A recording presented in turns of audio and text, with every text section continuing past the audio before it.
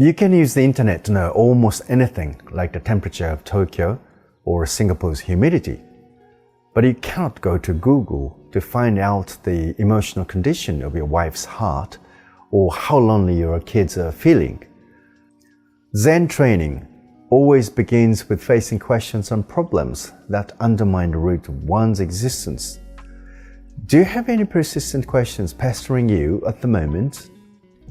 It could be questions about a relationship that you're in, or how to overcome a challenge at work. If these questions have persisted even after taking action, know that it's completely okay not to have them all resolved immediately. The Zen term DaiGiDan consists of Daigi, which in this context means great question, and Dan as in collection or clot. In life, there are times when we are at a complete loss and we wonder, what am I doing? Or what am I supposed to be doing? But these inquisitive moments are blessings in disguise.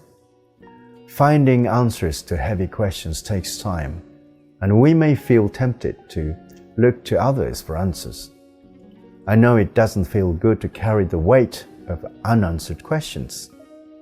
But without these distressing questions, there will be no growth. Without something to seek, there will be no will to learn or reason to explore.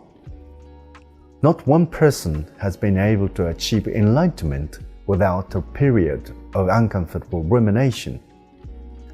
There are certain Zen practices that are focused on clearing the mind of thoughts, but Zen encourages you to have DaiGiDan.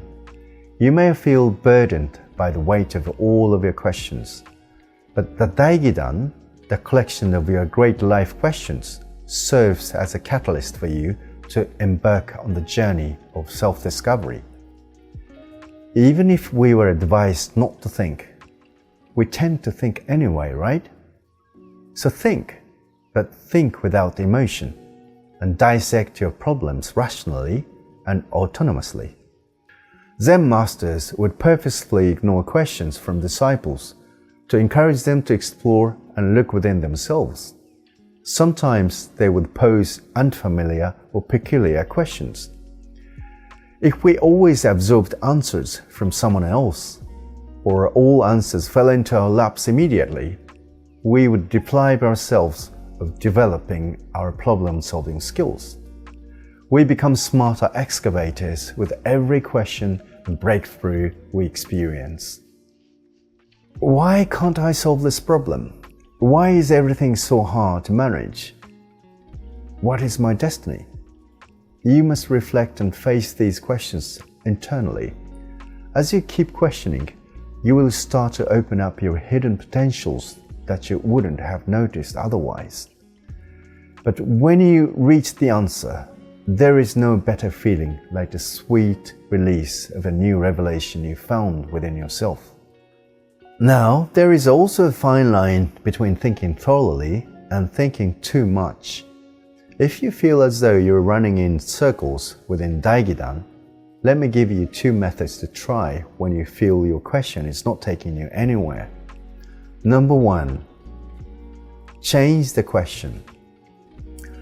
Play around with who, what, when, where, why, and how, and change deprecating questions to productive ones. For example, instead of "Why can't I do this?" ask yourself, "How can I do this?" or "Who can I ask?" or "Where can I go?" Number 2, change your environment. Zen is very against thinking within your head. You are always encouraged to physically move when seeking answers, because a change of scenery can lead you to change of perspectives. You may have heard the advice, "Don't think, just move," or "Just do it," from Nike. But have you heard of Osho Taigu? Here is some trivia. Nike started as a retailer for a Japanese shoemaker named Kihachiro Onizuka. Back in the 1960s, Onizuka was one of the very few trying to find a way to keep shoes from slipping in basketball games. After weeks of ruminating, he went to a sushi restaurant, ordered an octopus, and aha!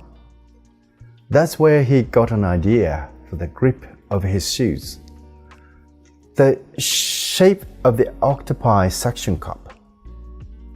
He wasn't expecting an answer, but because he never stopped questioning, he was able to reach a revelation even after work hours. You may feel icky carrying the weight of unanswered questions, but remember that these questions are your fuel to explore. They are the sails to your ship. One day, your aha moment will show up at a time and place you least expect it.